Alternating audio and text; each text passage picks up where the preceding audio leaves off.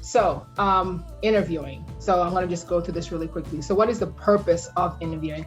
I know that for a lot of us who are foreigners, when it comes to interviewing in America, what I found is that our culture kind of conflicts with what the American culture is.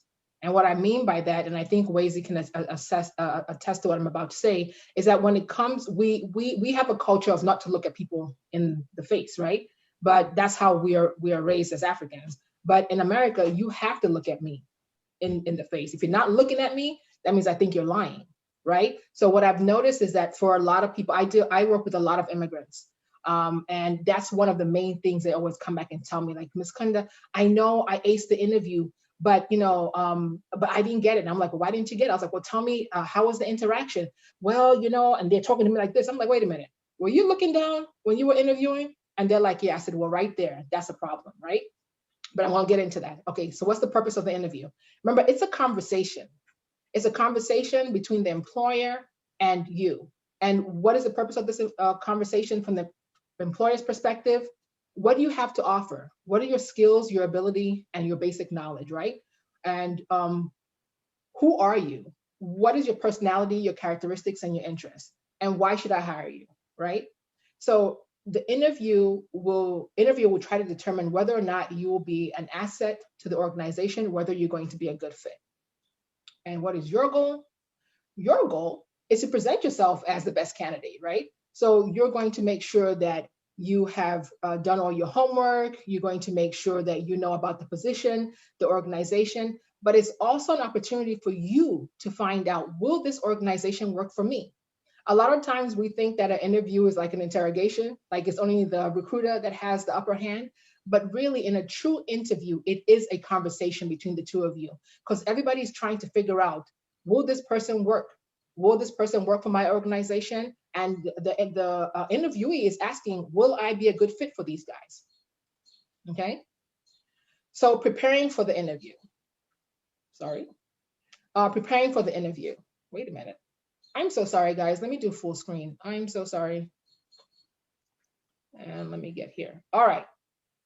So you need to get focused. You need to know what you want, where you want to be, who can employ you, what is most important. There are a lot of questions you ask when you're preparing for an interview. There's a lot of whys and who's and what. Will I be a great match? Will this particular job be of interest to me? What is the background that they're actually looking for? So again, it's really important for you to do your homework and to make sure that you are doing a thorough research of what careers and jobs you want to get into. So remember, we talked about in the career planning about your self-assessment and knowing yourself. Well, guess what? It shows up again, because you have to really know what you're looking for. Again, I'm really going to go back to, it's not what society is telling you. It's not what your parents are telling you. It's not what your husband, your girlfriend. It's what do you want to do? And once you understand who you are and what you bring to the table, it truly makes your life a lot easier. So what are which personal characteristics and skills do I really want to talk about when I get to the interview? Because remember, at the interview, they're going to ask you, tell me about yourself. There's a whole list of questions, which I did not put in this presentation because I knew it was going to take long. So I deliberately omitted the questions. But, there's those questions, tell me about yourself, and all these different questions that they ask us, right? But when we get to the interview, it's important to prepare yourself on how am I going to answer these questions. Now, how am I going to prepare myself, Kunda, if I don't have the questions? Guess what? Everything's online, right? So remember that. So what job experiences are most relevant to the position that I have, right? So, when you're interviewing, they'll ask you about, your different experiences. It's really frustrating when people start to talk to you about stuff that's not related to the position that they're applying for. I used to recruit some time back, and when I was a recruiter, it would just blow my mind when people would talk about stuff that's not related to what I'm asking. So it's important for you to be focused. Understand, okay, when I go for this particular job, based off of what I understand about this position that I'm applying for, in my experience, it'd be great if I talked about these experiences. And for those of us who are just getting out of school or recently graduated, if you have to tie in your education, how do I do that? All right. And remember, focus on the experiences that best sell you for the position in which you're interviewing for. you're the only person that is going to be able to sell you. So you have to be able to understand and know how to sell yourself at best. Okay, so researching the position. This is critical. A lot of us just apply for jobs and you apply for jobs and well and good. No, it's important for you to research the position. Analyze the job description. How does this work with my background? How does this work with my skills? Do I feel that I can do this job? Do I have the skills that they need? Evaluate your interests. Understand what is it that they're asking and how am I bringing this to the table? Now, there are some job descriptions that are out there that are very, very vague. So there's a wonderful website. It's called ONET, and I will share that information with the team. ONET is powered by the Department of Labor. There is everything you need to know about a job on that website. Okay, so it's important for you to do the homework. Now, we also have to research the employer, because researching the job description is one thing, but will I really be a good fit for this organization? So you have to be able to ask yourself important questions and to also do the research behind, will this job be the right fit for me? Will this organization be the right fit for me? Will I be able to grow in this organization? So I have some questions up here, which I think are really good questions for us to think about as we do the research. What are the organization's philosophies and goals? How well is the organization doing? Do they have growth? Do they have losses? What type of training does the organization offer its employees? That's a really good question. What are the products and services? Yes, I know what job I'm looking for, but what else do they do? You'd be surprised. Who are their clientele? And what are the organization's entry-level positions and career paths? Do they actually have a career path, right? Or is it that you get into this job and then you're stuck? So by doing the research for these basic questions, if you can't answer all these questions by doing the research, it's fine. Because guess what? You could take these questions and ask them in the interview. At that portion where they ask, do you have any questions? These are the questions that you can ask. So, types of interviews. There are several types of interviews. The one I want to focus on today is the video interview. So how do we prepare for a video interview? Everybody's doing the virtual interviews. And honestly, it's like, if you're not prepared for the virtual interview, that could really be a really good reason for you not to get a job, no matter how well you present. So what are some of the important things to do? Test your technology, right? It's so important for you to, if you have people in your home that are all on the phone, the notepads, whatever it is, ask them, hey, do you mind not getting on? Because sometimes that will affect the strength of your internet bands. And then keep your virtual identity professional. In this day and age, everybody's going on social media. So please make sure that your virtual identity is as professional or as clean as it can be. And then when you are doing a virtual interview, you still have to dress up, seriously. So I know like some people they'll dress up from the top and then the bottom, they're like in shorts or whatever. But when you dress up fully, you feel like you're actually at an interview.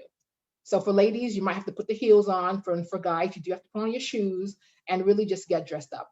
And then create and set the environment. So I know it's not good to judge people by how they live, but unfortunately we're human and we do.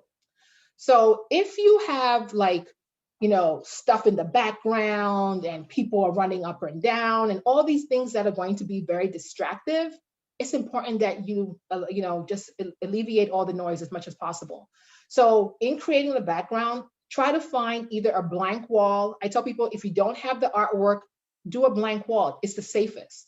But if you're able to put some pictures up there, then do so. And then, monitor your body language. Don't be slouching, all of that. No, sit up professional as if the person is across from you. Don't look at the monitor, look up at the camera. What often happens is we're looking down at the monitor and we're talking this way. Because you see, when I talk like this, I'm not looking at you guys. So you have to make sure that you're looking up at the camera. And then again, distractions.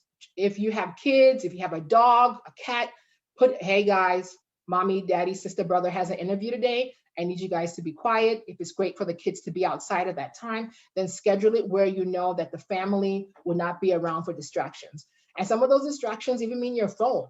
Like if you're going to be on a virtual interview, silence your phone. I'll talk to you later. Like you just don't answer your phone.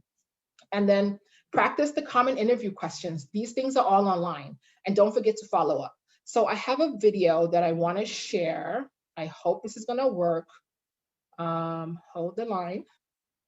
Let me see if I could do this, because I really wanted us to watch this video. Oh, hold the line. Okay, let me see if I could do this. Okay. Oh, no, it's not showing. IT, I think I need you guys. It was showing. It was? Yep. It did for a second, yeah. For a second? Okay. Go back. Is it showing? Yep, you just need to hit play. Okay, okay. Except we're not getting the volume. Oh, no. So I do need you guys then. Should I stop sharing? Let's see. I think you might have to choose share with audio. I know in other platforms, if you don't share with audio, you don't get the volume. So I hit share. Okay, I do that. And then where do I get the with audio? Yeah, I'm not as familiar with Zoom as I am with Microsoft Teams. Cassandra, know how we get audio? Let's see. Okay, you know what? For the interest of time, that's fine. It's going to be in the slides, okay? Don't worry about it. But this video really talks about the reason why I want everybody to watch this video. It's a video by Harvey. I think it's a really great video because it talks about how to set the do's and don'ts of virtual interviewing. Again, sometimes we just find ourselves in situations where we don't even realize like what's behind us, not realizing that, you know, what we have as our background can be either very distracting to people. One of the things that I often tell people when they do the virtual, what are those things? The virtual backgrounds. Mm-hmm. I often try to tell people, don't do the one in space. Because I'm telling you that one in space, when you go back like that, and then you're like, it's just very distractive. So be mindful of what virtual backgrounds you use. They have some really nice ones where like, it's like an office space or whatever. Be mindful of that. And then be mindful that if you move, then you're in the virtual space. So that's where that posture comes in, okay? All right, let me just go back to my presentation really quickly. I will be done soon, okay? All right, so don't forget to follow up. Okay, so moving right along. So what type of, there are several types of interviews, and one of them is behavior-based interview. And this is the one that a lot of employers use. And you find that a lot of people often find themselves really overwhelmed when they're doing behavior interviewing, but it's one that is commonly used. Again, all this information will be passed on to you, but I'm gonna move quickly. But what do employers really want when they do the behavior-based interviews? Employers are looking for three things, right? The content of your skills, the functional or transferable skills, the adaptive or safe management skills, right? For self-management skills. So these are the three things that they're looking for. And then how can I best answer behavior-based interviews? So there are two techniques I'm gonna just really focus on very, very quickly. The PAR technique is a way to build strong answers to behavior interviewing. The idea is to provide specific examples or a story on how you performed the task, right? So the P is for problem, the A is for action, and the R is for results. So what is the problem? Advertising revenues was falling off in the daily news, right?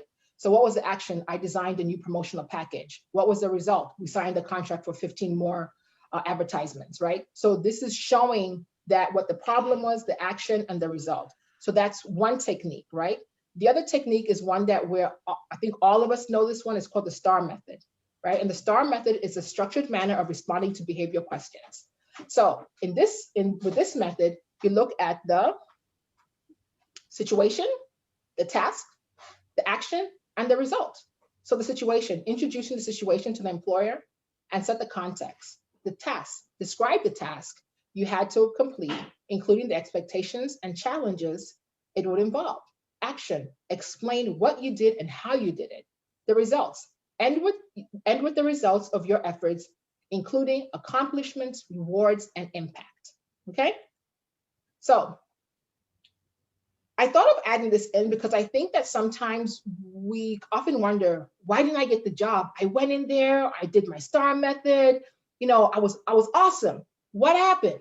Well, these are a few things that may not lead you to either get the job offer or the second interview. Maybe the way you express yourself, you are not clear. You were not speaking properly. Your grammar, you had, just all these different things, right?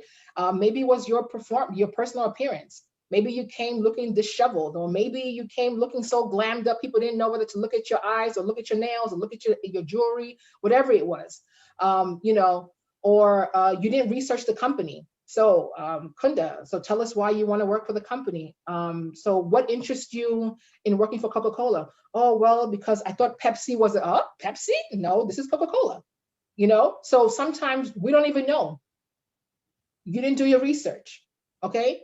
And some people can be just really overbearing, aggressive, and conceited, and like they know it all. And the worst thing, or the worst person to ever interview, is a person who knows it all.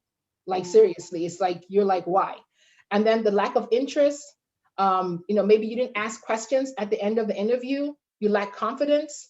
So one of the things that I want to say is make sure you practice. Practice, practice, practice. There are a lot of interview questions online that you can follow up with. And it's really important that you seriously practice. Stand in front of the mirror. You can call your friend on Zoom, WhatsApp, or whatever, and have them practice with you.